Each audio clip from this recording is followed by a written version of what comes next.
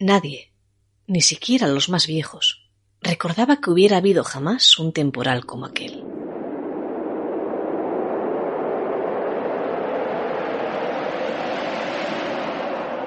Con vientos tan fuertes, con tan amplias nevadas ni con tanto frío colándose por las quebradizas paredes de las casas de los puertos de montaña. Nunca, jamás había habido en la memoria de los asturianos, ni de los cántabros, ni de los leoneses, una tormenta tan larga, ni con tantos muertos. Es dudoso que por entonces, año 1888, los protagonistas de esta historia lo supieran, pero apenas hacía unos pocos años que se habían hecho los primeros intentos por grabar la voz humana, como este de la década de los años 60 de aquel siglo. Apenas un par de inviernos antes, la competición entre Graham Bell y Edison por mejorar uno de los grandes inventos del último tercio del XIX, el fonógrafo, había dado con el desarrollo de los discos en cilindros de cera. La tecnología era tan incipiente que cuando todo ocurrió, cuando vientos huracanados azotaron nuestras tierras y la nieve cayó profusamente, sepultando todo lo que encontrase a su paso, no hubo, porque ni siquiera estaban inventados, walkie-talkies que ayudasen a la comunicación de los equipos de rescate, ni teléfonos que avisasen de la tragedia que estaba a punto de llegar, ni radios, ni el calor de una voz, aunque fuera lejana, en medio de la soledad y del frío polar que lo invadió todo en el invierno de los 3 ochos. Recuerdo otra vez un día de invierno. Caía una nevada tan grande que los caminos se borraron. Parecía una aldea de enanos con sus caperuzas blancas en las chimeneas y sus barbas de hielo colgando de los tejados. La nevadona. Nunca hubo otra igual. Todo empezó el 14 de febrero, martes. Aquel día el viento comenzó a soplar sobre la cornisa cantábrica con tanta fuerza que en Gijón la barca de un marinero que se hallaba a la pesca de mirlotos, es decir, de jureles, zozobró sobre una rompiente y se rompió en pedazos, en cuestión de segundos. Hicieron falta 14 hombres como 14 robles para salvar al único náufrago de aquella pequeña embarcación de las excitadas aguas del mar, antes de que éste sucumbiera a su extrema gelidez. El infeliz pescador salvó la embarcación, pero los pertrechos y aparejos de pesca se quedaron en las profundidades del océano, dijo por entonces el comercio, ignorante aún de que aquello era el primer aviso de un temporal que más de medio siglo más tarde seguiría recordando a Alejandro Casona en su Dama del Alba, por medio de este diálogo que acaban ustedes de escuchar. Y es que, si alguien se pudo pasear por el norte de España aquellas semanas, fue ella, la Dama del Alba, acompañada siempre en el imaginario popular de su guadaña y su cara huesuda que acompaña al otro mundo a los difuntos.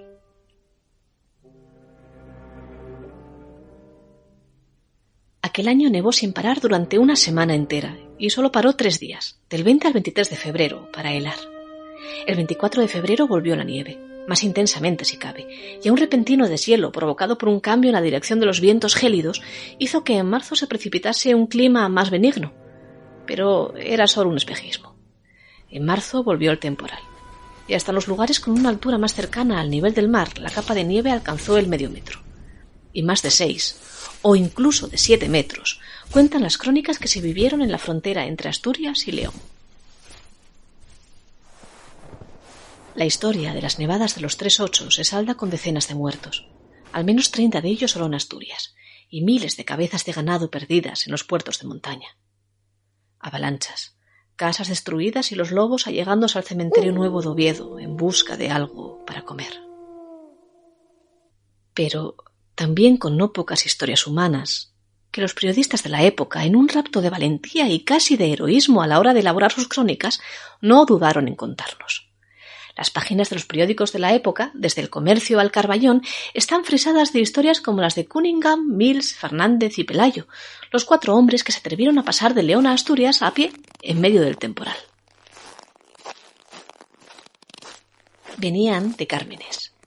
Allí, C.R. Cunningham poseía varias minas de cobre en las que trabajaba el también británico Federico Mills y por las que pasaba el 16 de febrero el sobrestante de caso, José Fernández. Los mismos días en que 2 niños perecieron en una trinchera cerca del túnel de la Gotera, donde trataban de guarecerse, arrollados por una máquina de ferrocarril, es decir, el 23, echaron a andar los hombres hacia Busdongo, acompañados de 6 guías. De Villamanín a Busdongo echaron 2 horas y media, en las que la nieve tuvo tiempo a cubrir como una sábana primero, y como una colcha después, y finalmente como una montaña de esponjoso blanco el suelo del lugar. Todo aquello estaba convertido en un inmenso mar de hielo, dice Cano, periodista del Comercio, quien conoció de primera mano la historia al cruzarse con los andantes en una fonda de Campomanes. A la altura de la boca sur del túnel de la Perruca, los guías les abandonaron. Era demasiado peligroso seguir, pero ellos lo hicieron. Era tal la cantidad de nieve que había que no se veía ni rastro de la estación ni de los vagones que se hallaban sobre la vía, dice Cano. Apartaron la nieve con sus propios pies y con sus propias manos, que tapaba con una altura de hasta 7 metros los túneles de la línea de tren. En algunos sitios pisaban los alambres del telégrafo, con grave riesgo de enredarse los pies en ellos y rodar al precipicio. Salvan a 3 muchachos en el Valle de las Piedras y reciben a los vecinos de los pueblos del puerto, llorosos y gimientes, rogándoles comida que llevarse a la boca. En aquel momento lleva nevando 2 semanas seguidas y las vacas, si no se mueren sepultadas por las avalanchas que se abaten sobre los establos, lo hacen por la falta de forraje, congelado bajo la capa de nieve. No sabemos si la historia de los 4 héroes de Busdongo fue real. A fin de cuentas fueron ellos mismos quienes se la contaron a Cano. Y pudieron haber exagerado, claro. Pero sí lo fueron, reales, otras muchas historias relacionadas con un temporal que unió nieve con ventiscas, una trágica combinación cuando llega el deshielo. Aquella que habla, por ejemplo, de un enfermo al que el médico hubo de visitar en Reynosa, en Cantabria, entrando por el balcón, la única parte de la casa que no estaba sepultada por la nieve. Una historia similar, esta vez en Asturias, cuenta que el guardamontes del lago Enol, Ramos Junco, fue encontrado por sus vecinos aterido en la balconeta, a 3,5 metros de altura sobre el suelo, la única estancia de la casa que sobresalía del hielo. Y fue un buen desenlace, ya que todos pensaban que había muerto al ver a su perro, escapado en pleno temporal, aparecer por el pueblo de Olao para avisar a sus habitantes de que Junco corría peligro. Finales de febrero. Antonio Fernández, de 4 años, es rescatado bajo 3,5 metros de nieve al lado de su casa y abrazado al cadáver de su madre, la sacristana de Pajares. Le oyen mientras palean, llamándola: «Mamá, que me manquen un pie». Se hunden 2 casas. El grosor de las capas de nieve llega a los 8 metros. Al día siguiente, una guardesa que se encuentra de parto es sepultada por una avalancha. Todo esto ocurre en Pajares. El bebé muere. 24 de febrero. En San Esteban de Cuñaba, en Peñamellera, se hunden 8 casas y la iglesia parroquial. Se hunden casas en Ponga, en Villar de Indianos. Hay muertos, muchos muertos. Más de 800 cabezas de ganado mueren en Morcín, y el día 27 el viaducto de Matarredonda es arrastrado por una avalancha. En marzo llega el deshielo, y con él las inundaciones, es casi peor. No se llama así porque por entonces no se estila, pero la situación en el norte de España es, literalmente, catastrófica. Se ha escrito mucho acerca de las causas de aquella nevadona que quedó incrustada no a fuego, sino a hielo, en la memoria de nuestros abuelos. Muy recomendada para adentrarnos en esta cruenta historia de la que mucho se puede contar y explicar es la monografía de Cristina García, de 2019. Cristina es una geógrafa vilesina que documenta a 42 víctimas, solo en Asturias, sobre todo por el desprendimiento de aludes, tras una serie de casualidades que hicieron de aquel temporal de los más cruentos que se recuerden.